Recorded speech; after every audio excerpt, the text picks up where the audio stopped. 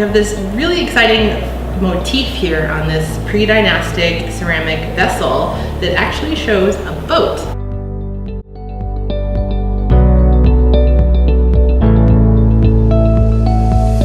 And we know boats were extremely important for ancient Egypt on the Nile River. And here you can see that it's a curved boat with all of these lines sticking out the bottom are actually oars. And then on the top are two cabins. And then we have a palm frond here on the left. And then what's really interesting about this is a pole with then a geometric design on top of it. And that may actually be a standard or a type of flag that could be either associated with a deity or maybe even a town or a geographic area in Egypt.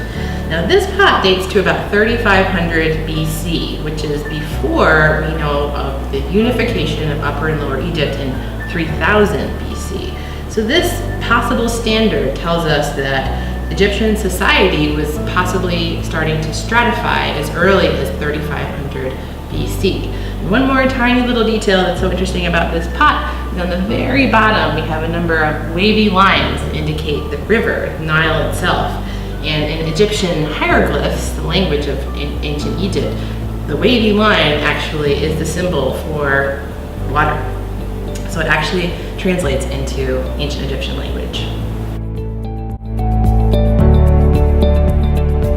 We have a number of pre-dynastic ceramic vessels. If you come visit us in Walton Hall in ancient Egypt, you can see a whole display that the pre-dynastic vessels date to about 4000 to about 3000 BC. So it's one of the older ones.